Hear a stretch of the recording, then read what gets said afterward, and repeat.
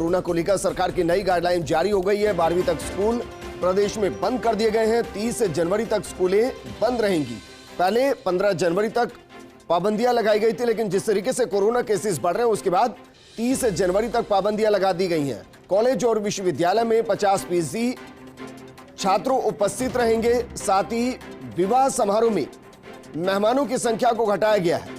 अब अगर नगर निगम और नगर पालिका क्षेत्र को छोड़ दिया जाए तो बाकी जगह 100 लोग शामिल हो सकेंगे, लेकिन नगर निगम नगर पालिका क्षेत्रों में 30 जनवरी 2022 तक सिर्फ 50 व्यक्ति ही शामिल हो पाएंगे।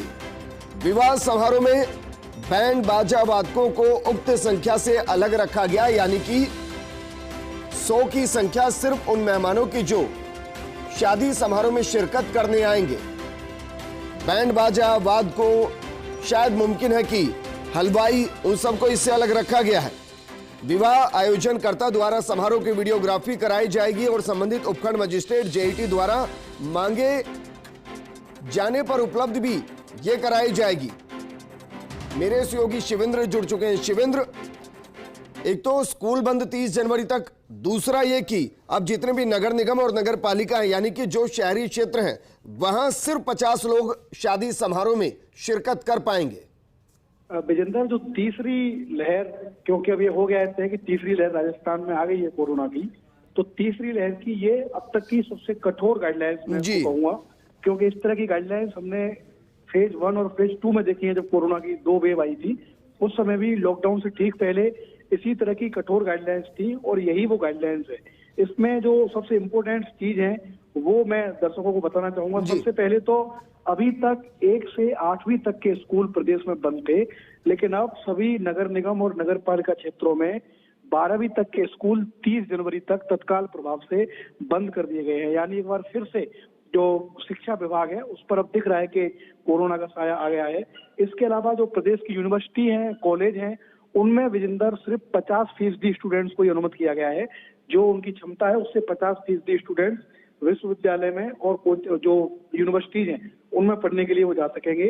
सबसे महत्वपूर्ण जो ये गाइडलाइंस है इसमें विवाह समारोह वाली चीज है, क्योंकि कुछ दिनों के बाद बहुत बड़ा जो सारग है वो फिर से शुरू होने वाला है, वैवाहिक सीजन शुरू होने वाला है। तो जो शादियों की तैयारी लोग करके बैठे थे बड़ी बड़ी, उनको फिर निराशा लगी है।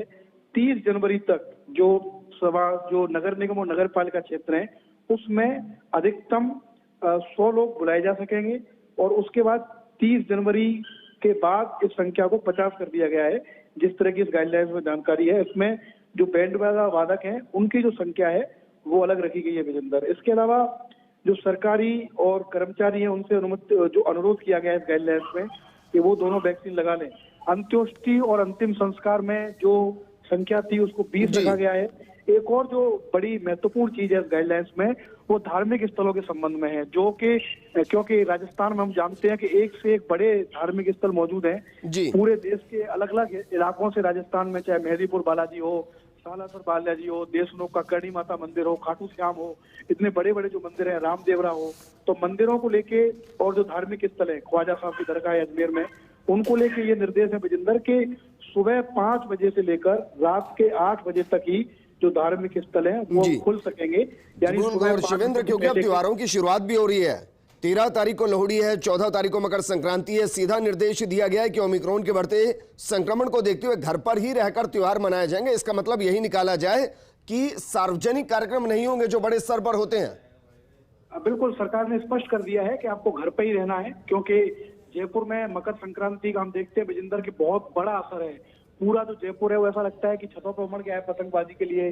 कई सारे पार्क में, कई सारे ग्राउंड में भी खुलेआम पतंगबाजी जयपुर में होती है और इस बार भी तैयारी थी कि अच्छे से पतंगबाजी होगी। लेकिन सरकार ने जो आज गाइडलाइंस जारी की है उसमें सख्त तौर पर ये लिखा है कि जो लोग मकर संक्रांति और लोहड़ी मनाने की तैयारी कर रहे हैं वो घर पर ही रहकर ऐसा करें, बाहर उनको जाने की अनुमति नहीं होगी। तो सरकार कोशिश ये कर रही है कि जिस तरह के हालात हैं लॉकडाउन से पहले ही अगर लोग इन गाइडलाइंस का पालन करें तो लॉकडाउन की तरफ नहीं जाएं, क्योंकि जो मरीजों का आंकड़ा है वो लगातार विजेंदर बढ़ रहा है राजस्थान में। आज भी ऐसी उम्मीद की जा रही है कि आज जब गाइडलाइंस आएगी तो आज जो संख्या है वो और बढ़ सकती है। लेकिन गाइडलाइंस में जो और 2-3 महत्वपूर्ण बिंदु मैं दर्शकों को बताना चाहूंगा वो ये है कि सभी दुकानें और शॉपिंग मॉल अब रात 8 बजे तक ही खुलेंगे। 8 बजे के बाद शॉपिंग मॉल और दुकानें राजस्थान में नहीं खुलेंगी, क्योंकि बड़े बड़े